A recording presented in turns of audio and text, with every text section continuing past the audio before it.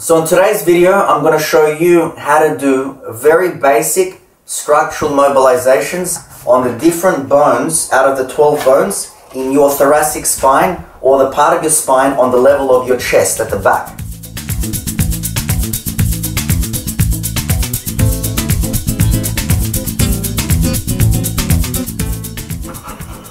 Hey guys, this is Ilya here from the Muscular Myotherapy Clinic. I'm back for the official myotherapy and home yoga series with Bella as well. She's going to join us. She's going to show you guys how to do proper mobilizations today. Specifically mobilizations for the thoracic spine.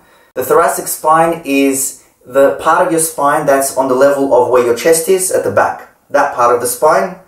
Now, unlike the 7 bones or vertebrae in the neck, or the 5 bones or the 5 vertebrae in your lower back, the 12 bones in between on the level of your chest, your thoracic spine, is supported by your 12 ribs, making that particular part of your spine more stable but much less mobile. Generally speaking, the more stable a joint is, the less mobile it is, meaning the less movements it can do, the more stable it is. So the thing about the thoracic chest is that a lot of people are sitting around at work all day. More particularly, they're sitting down throughout this period while people are staying at home during self-isolation. Combined with the fact that gravity goes down and the distribution of pressure around the different joints is meant to be spread out a little bit more evenly, when you sit down for a long time and you lose the awareness of your posture, a lot of people tend to slouch themselves. They end up sitting like this. They get a very slack posture, which means the part of your spine on your chest region, the thoracic spine, they all rotate slightly forward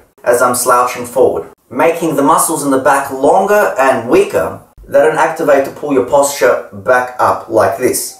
When you finally realize that you're slouching, your muscles in your back have usually been in this prolonged, extended position, and eventually when you do realize this and you want to straighten up, your muscles have not been active for a while. It's not quite as good for your upper back as if you had been aware of your posture throughout this period when you do slouch. So in today's video, I'm going to show you how to do very basic structural mobilizations on the different bones out of the 12 bones in your thoracic spine or the part of your spine on the level of your chest at the back.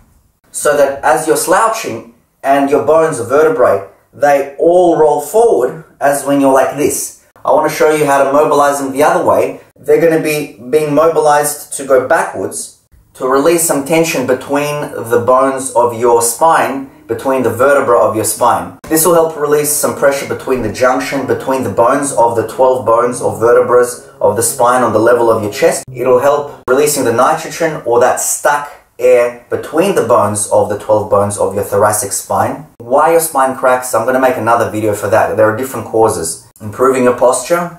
Also, you're going to be improving your mobilization, the range of motion of how much each of the bones of the 12 bones in your chest spine, in your chest region at the back, can actually mobilize. The other benefit of mobilizing your spine on the level of the chest is you'll notice that your chest at the front and rib cage is able to expand. And when your chest is able to expand, you're essentially creating more space between the organs in your chest and your abdominal or stomach region. Because the organs in the chest, such as the heart, such as the lungs, and the organs in the upper abdominal or stomach region, such as the stomach, the liver, the spleen, the gallbladder, if you have one, and your small intestines. Those 2 regions of organs in the chest region and your upper stomach or abdominal region is separated by the junction of the diaphragm muscle, which is essentially like a hot air balloon, but upside down. So whenever you do proper abdominal breathing from your stomach, the diaphragm muscle, the hot air balloon, is able to expand as you breathe in. The energy source allows the diaphragm muscle to open up and essentially massage your organs, massage your stomach, massage your liver. Now, for you to make that easier to happen on the level of biomechanics is as you mobilize your chest spine, your rib cage and your chest is able to open up, creating more of a space between the organs in your chest region and the organs in your stomach or upper abdominal region, between the junction of the diaphragm muscle, and separate, massage the organs as you breathe in or when you breathe out.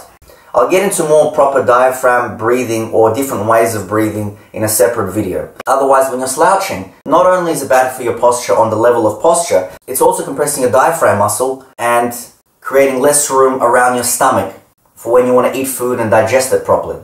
Some clients have even told me that their stomach has been hurting less, they're able to digest their food a lot better, they're getting less acid reflux. Now, stomach pain, digestion and acid reflux, many different causes with many different solutions, but on the level of the neuromuscular, the myofascial and the biomechanical system, if you are getting acid reflux and you're getting stomach pains, and if you're having gut problems because of this issue and not because of some other issue, then it'll be worth looking into doing this mobilization that I'm about to show you. All you need to do is get out your yoga mat, your Pilates mat, get a carpet out, or if you prefer to do this on the ground or the floor, you're welcome to do so as well. A lot of my clients like to do this at the end of the day, after they've done exercise, after they came back from work, after they've played a particular sport where certain movements and certain techniques are required and different combinations of muscles that contract and relax come into being. This is particularly useful to do after exercise and before you want to go to sleep, because going to sleep feeling relaxed compared to going to sleep because you want to relax are two different things. You get a much better quality of sleep when you go to sleep already relaxed. I'll get more into that in a different video. And making you feel very nice in the evening when you want to unwind. This video is not about releasing particular muscles, even though you'll be relaxing some muscles with what I'm about to show you. It's more about mobilizing the bones of your spine on the level of the chest. So the other thing you'll need is a foam roller. So I have a 45 centimeter foam roller here. You can have a 90 centimeter foam roller. You can use a peanut ball. You can do different things with this. So you get one of these. See, I think Bella wants to actually show people how to mobilize their thoracic spines. Looks like she beat me to the yoga mat. Bella, look at the camera and explain to people how to mobilize their thoracic spine. She's smelling the foam roller. She realizes how important it is. Now stay tuned because I'm going to make sure that Bella is going to be in many different episodes helping you with different things to do with your muscular and neuromuscular system. So what you want to do is first lie on your back and bend your knees and put your feet flat on the ground to ease off some pressure in your lower back while you're lying down on the ground. Put the foam roller horizontally, and to get into this position, instead of just lying back into it like this, blindly not knowing how you're going to land, the safe way to do it is lean on your elbow for support and enter this position sideways. I'm entering it from this side. So from this side, I'm leaning on my left elbow and my left knee and hip is on the floor. And my right leg still has my knee bent and my foot flat on the floor. So I'm leaning and entering this position from the side. And this way I'll be able to be more exact in where I place the foam roller on which bone of my spine on the level of the thoracic spine. I'm going to be slowly, with the support of my right hand, moving my left elbow out if I just had to break these steps down to make it as safe as possible. And I'm just slowly rotating, straightening out my position, still on my elbow for support. As soon as the foam roller is touching the side of your body, and you got a grip on the foam roller, I'm using my legs to actually roll onto the level of the spine that I want to mobilize. First, I'm still not on my back. So as I found the level where I want to be, by pushing with my legs, what I do then is I slowly rotate on my back and let go of the support of my left elbow, knees bent, feet on the ground. Now that I've accessed the level of the spine that I want to be at, in this case, the lower part of your thoracic spine, essentially on the level of the 12th bone of your chest spine, or the very upper part of your lower back, to create a bit of mobilization between the bones of your thoracic spine, I'm going to be shifting the weight that way. And how I'm going to be doing that? I'm going to be lifting my arms. If that's comfortable for you and you want to mobilize further, you go back. And you can put your hands behind your head. From this position, the bones are mobilizing backwards. I'm creating better circulation, releasing the nitrogen or the stuck air that sometimes pops and cracks. And I'm really getting into it. My rib cage and my chest is opening up. It feels really good. Feel your diaphragm open up as you breathe in and relax as you breathe out. As soon as I want to go up one level on my spine by going up one bone or one vertebra at a time, all I'm going to be doing is simply rolling the foam roller higher up in the spine. Now, how to do this in a more safer way is my feet that are on the ground, pull your heels towards your buttocks and roll your body down again. And your foam roller is going to be rolling up. Breath in, lift your arms. As you go higher, you're going to want to start bridging by pushing off with your heels and really going back into it, lifting your arms up, shifting the weight that way to create a better mobilization in your spine and to open up the shoulder blades of the scapula. You're going to hug yourself by placing your hands on the opposite shoulder. So once you've finished doing this, to get out of this position very safely, just use your feet that are flat on the ground to push off and help you roll over to the side, again to lean on your elbow.